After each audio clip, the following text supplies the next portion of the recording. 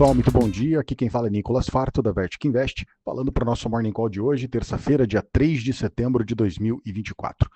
O mercado opera em queda hoje, em dia de agenda de indicadores de atividade nos Estados Unidos, antes do relatório de emprego na sexta-feira, que deve calibrar as expectativas sobre quedas de juros na próxima reunião do Banco Central.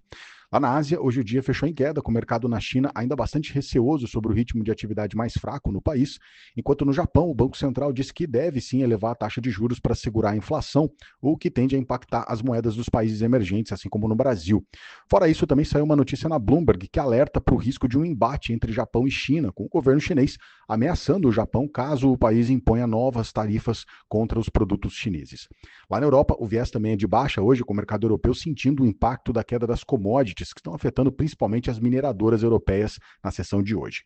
Indo para os Estados Unidos, lá ontem o dia foi feriado, com isso as bolsas ficaram fechadas, o que acabou reduzindo a liquidez global.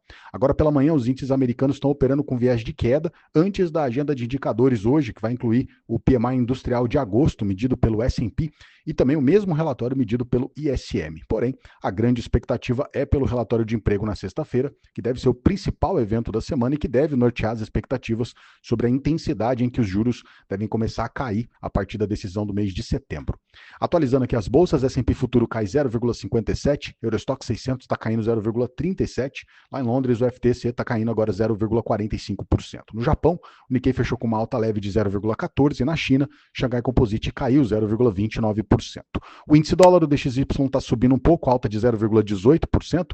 Os juros de 10 anos do mercado americano com alta leve de 0,03%, a taxa anualizada agora é cotada a 3,91. O petróleo está caindo bastante agora de manhã, o Brent está caindo 2,40%, o barril está cotado a $75,64 nesse momento, petróleo hoje bem sensível aos dados de atividade da China que vieram mais fracos nesses últimos dias. Minério de ferro também teve queda forte, mais uma vez hoje em Dalian. Hoje o contrato mais negociado lá caiu 4,7%, queda forte. Fechou cotado aos $98,86. Com isso, as ADRs da Vale, que estão negociando agora no pré-mercado americano, já estão caindo mais de 2%. No universo cripto, o Bitcoin opera com uma alta de 1% nas últimas 24 horas. A principal criptomoeda agora é cotada na casa dos $58.900. E por aqui, ontem o Ibovespa fechou com queda de 0,81%, terminou o dia nos 134.906 pontos. O dólar também fechou com queda, caiu 0,3%, a moeda americana fechou cotada aos R$ 5,61.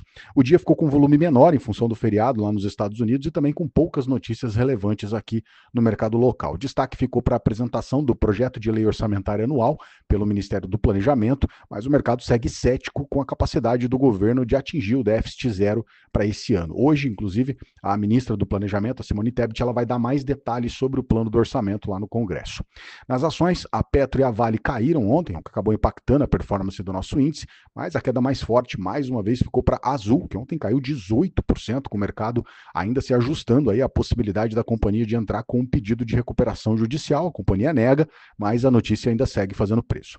Do lado positivo, o destaque ficou para o Açaí, que ontem subiu 2,4%, junto com o Grupo Mateus, que também teve alta de 0,13%, isso porque saiu a notícia aí de que as empresas poderiam combinar as operações das duas companhias. Bom, para fechar, na agenda local, hoje o destaque vai ficar para a publicação do PIB do segundo trimestre, que deve vir com uma alta de 0,9%. Se esse número ficar muito acima do esperado, isso pode pressionar a nossa curva de juros, com a expectativa de uma eventual alta na nossa taxa Selic. Bem, esses são os destaques para hoje. Eu agradeço a sua companhia, te desejo um excelente dia, um grande abraço, valeu e até amanhã.